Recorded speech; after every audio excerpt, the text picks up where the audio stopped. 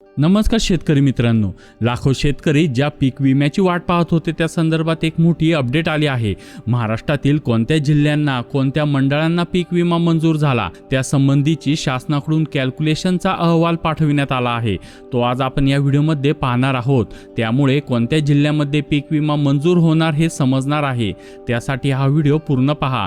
पण त्याआधी जर तुम्ही या चॅनलवर नवीन असाल तर आता चॅनलला सबस्क्राइब करा। खरीप पीक विमा 2025 ते 26 चे कॅल्क्युलेशन आता शेतकऱ्यांना दिसायला सुरुवात झाली आहे। पण ही कॅल्क्युलेशनची यादी पाहिल्यावर एक मोठा प्रश्न उभा राहतो, नेमकं आपल्या जिल्ह्याचा पीक विमा येणार का? आपल्या महसूल मंडळाचं कॅल्क्युलेशन झाले की नाही? या प्रश्नाचं अचूक उत्तर मिळवण्यासाठी सर्वात महत्त्वाचा मुद्दा आहे तो म्हणजे जिल्ह्याची उत्पादकता। कारण पीक विमा वाटपाचं संपूर्ण गणित हे जिल्हानिहाय उत्पादकतेवर आधारित असतं।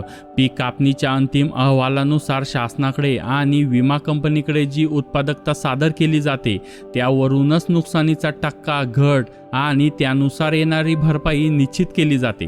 तर शेतकरी मित्रांनो, आता स्क्रीनवर तुम्हाला दिसत असलेली आकडे म्हणजे 2025 ते 26 खरीप हंगामातील जिल्हानिहाय उत्पादकतेचे अधिकृत आकडे आहेत। आता यामध्ये पाहिले तर धानाचे उदाहरण जर द्यायचं झालं तर ठाणे, पालघर, रायगड, रत्नागिरी, सिंधुदुर्ग येथे यावर्षी धानाची उत्पादकता मोठ्या प्रमाणात घसरलेली आहे।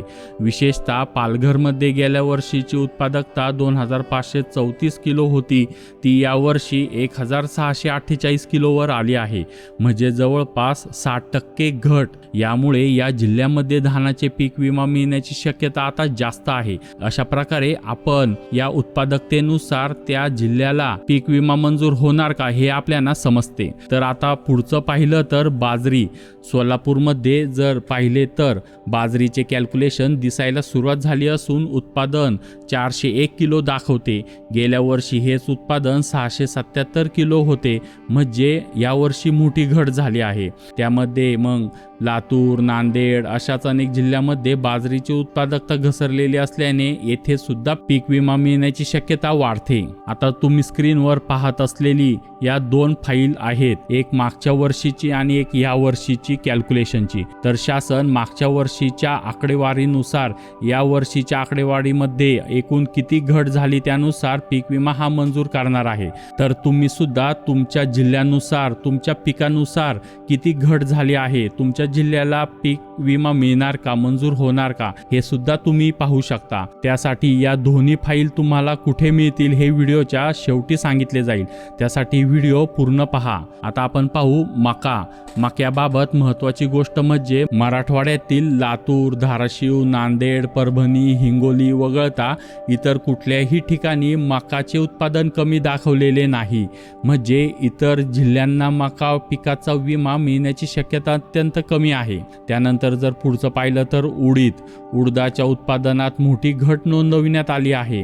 वाशिम, बीड आणि काही इतर जिल्ह्यामध्ये उडदाचा पीक विमा मिळण्याचे चान्सेस मजबूत आहे। त्यानंतर सर्वात महत्त्वाचे म्हणजे सोयाबीन पिकाबाबत विचारणाऱ्यांची संख्या सर्वाधिक आहे। चला जिल्हानिहाय स्थिती पाहूया। पहिले म्हणजे नाशिक, धुळे, नंदुरबार या जिल्ह्यामध्ये घट नाही, उत्पादन जवळजवळ स्थिर आहे।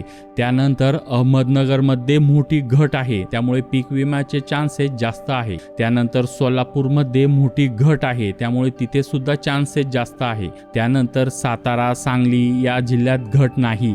त्यानंतर कोल्हापूरमध्ये उत्पादन वाढलेले आहे, त्यामुळे तिथे सुद्धा पीक विमा मिळणार नाही। त्यानंतर छत्रपती संभाजीनगरमध्ये मोठी घट आहे, त्यामुळे पीक विमा मिळण्याची शक्यता जास्त आहे। त्यानंतर जालना जिल्ह्यात थोडीशी घट आहे, चान्सेस मध्यम आहेत। त्यानंतर बीड जिल्ह्यात मागील वर्षाच्या तुलनेत स्पष्ट घट दिसत आहे, त्यामुळे पीक विमा मिळण्याचे चान्सेस मजबूत आहे। त्यानंतर लातूर जिल्ह्यामध्ये उत्पादन जवळजवळ निम्मा आहे, त्यामुळे इथे सुद्धा पीक विमा मिळण्याचे चान्सेस आहेत। त्यानंतर धाराशिव, नांदेड जिल्ह्यात मोठी घट आहे, इथे पीक विम्यासाठी पात्र होणार आहेत। त्यानंतर परभणी हिंगोलीमध्ये लक्षणीय घट आहे, त्यामुळे पीक विम्याचे चान्सेस चांगले आहेत. त्यानंतर बुलढाणा जिल्ह्यामध्ये जवळपास 50% घट आहे, त्यामुळे इथे सुद्धा पीक विमा मिळणार. त्यानंतर अकोलामध्ये सुद्धा घट आहे. त्यानंतर वाशिममध्ये सुद्धा घट आहे. त्यानंतर अमरावतीमध्ये सुद्धा घट आहे.